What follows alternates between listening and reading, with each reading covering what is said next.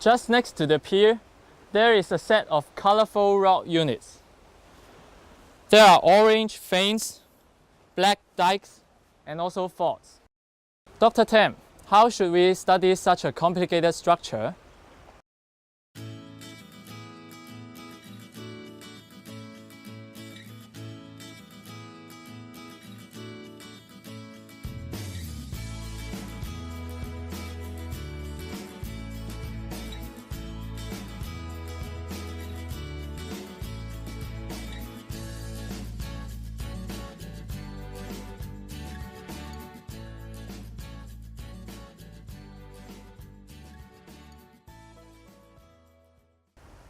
With the sketch, the relationships get clearer.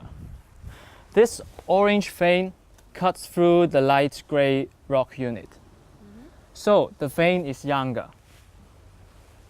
While the black dike cuts through both of them. So the dike is the youngest among the three units. Walter, you're right. It simply applies a very simple rule called younger units cut the older units. Besides this, geologists also apply other methods to determine the relative ages of the rock units. So within the same unit, you can see that there are different grain size. So these two textures shows at the margin and at the center. So at the margin, you can see it shows a fine grain texture. It is because that the magma during cooling shows you a relative faster rate.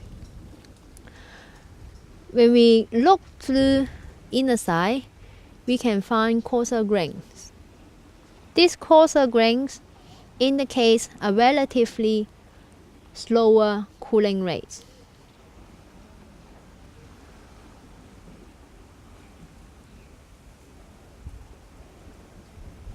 The size of crystals depends on its cooling rate and cooling time. The longer time it grows, the larger size it gets. This is the salt crystal grown for 5 days. This is the salt crystal grown for 7 days. This is the salt crystal grown for 10 days.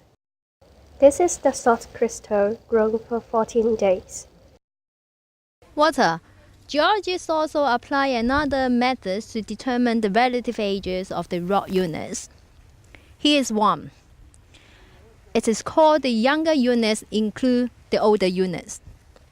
So here we can see a fragment of granite being included into this dark gray unit.